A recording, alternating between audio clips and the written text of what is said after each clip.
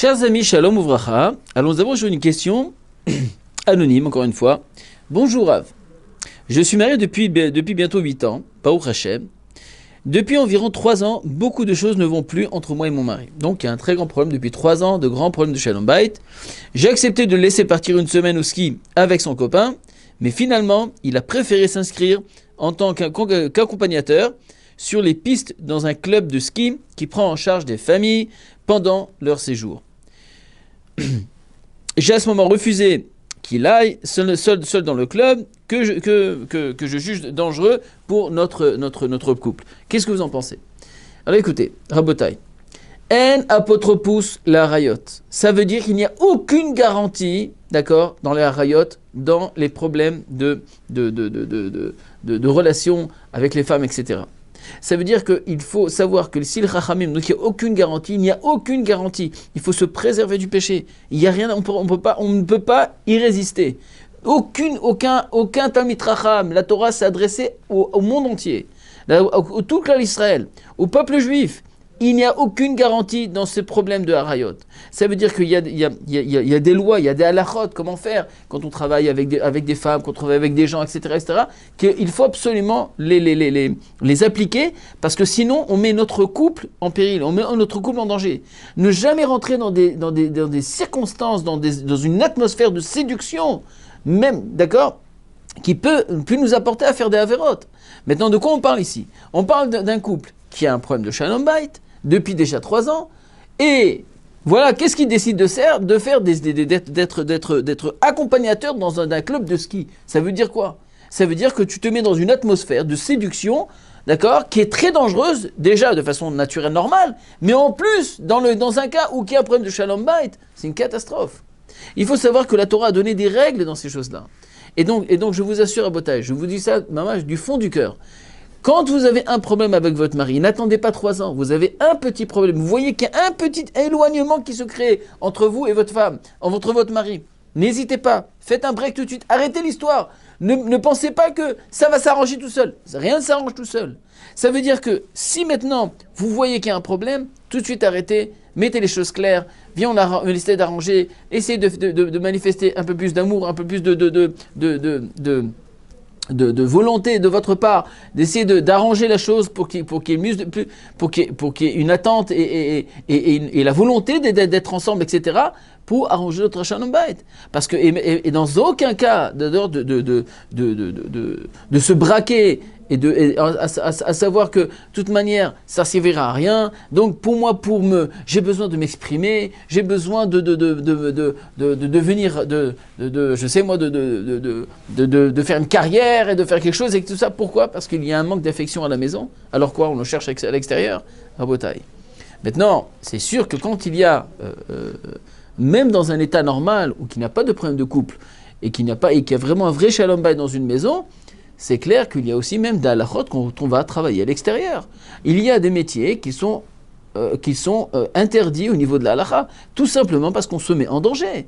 On se met vraiment en danger. Alors maintenant, vous allez me dire, alors quoi? Alors on ne peut pas être moniteur? Non, il n'y a pas de problème. Il y a des choses, mais il y a des règles.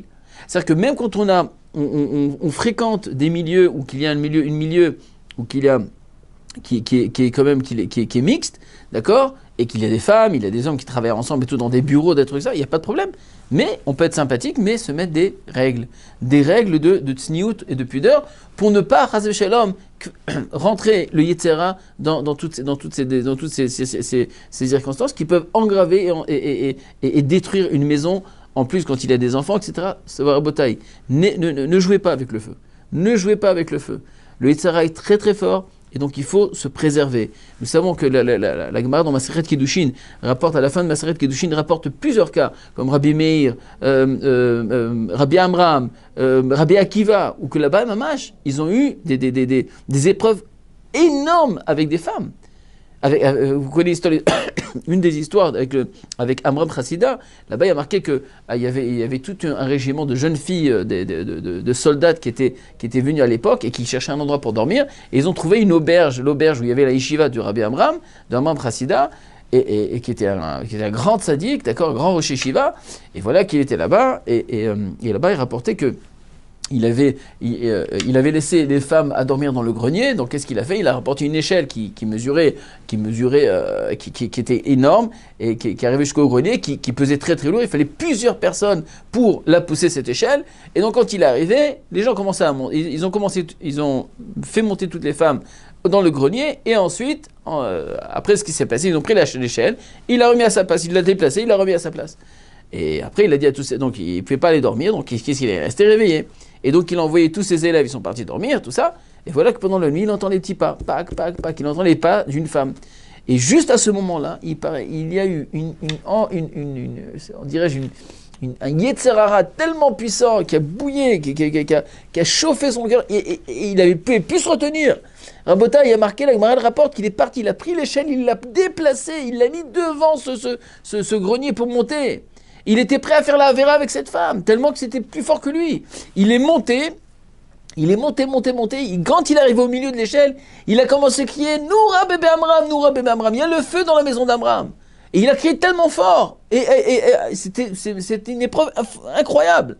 Et voilà que tous ces élèves viennent, ils disent comment il y a le feu dans la maison, dans les yeshiva, vite. Ils ont pris des seaux avec de l'eau, tout ça, ils ont essayé de brûler, d'éteindre le feu. Ils arrivent là-bas, ils disent on voit pas de feu. De quoi tu parles? Et tout à coup, il va le grand Rav, dans une échelle pour monter faire la Avera. Il dit mais qu'est-ce que c'est? Il dit Rabbeinu, et Be'eshtanu, tu nous as fait la honte. Il lui dit Moutin, j'étais de Baïchou Archa, c'est mieux que maintenant vous ayez la honte ici dans ce monde, que vous ayez la honte de moi dans le monde futur. Donc un peu la grandeur de ces personnes-là, et malgré leur grandeur, on voyait comment les tsars étaient très forts. Moi je sais qu'une fois, même une histoire qui s'est passée, la son réelle avec Rab Shmuel Auerbach. Rab Shmuel Auerbach qui a un crin très très grand de sadique aujourd'hui dans notre génération, un des Gdolé Israël, je me rappelle une fois, il est dans une Brit Mila, il était présent là-bas, et il venait, il devait faire les brachot, etc., Sandak et tout ça, et voilà que juste après avoir fait Sandak, il attendait un petit peu sur le côté, et tout à coup, il a vu une femme, sans faire exprès, qui était là, qui voulait regarder la Brit Mila, etc., et qui était juste à côté de lui. Il n'a pas fait attention. Et la femme, maintenant lui, on parle d'une personne qui est même très âgée. Il a dépassé les 80 ans, donc c'est pas de la rigolade. Et voilà que juste à ce moment-là, il y a une femme qui était juste à côté, et tout à coup, il a senti que la femme, elle s'approchait de lui. Il n'a pas fait attention. Il regarde, tout à coup, il a vu la femme, il a commencé à crier, il a sauté en l'air. Une personne de plus de 80 ans. Il a sauté en l'air, il a dit non, il a crié comme ça. Là, il y a des femmes. Après, ils ont dit Rabota, poussez-vous, séparez, il faut pas.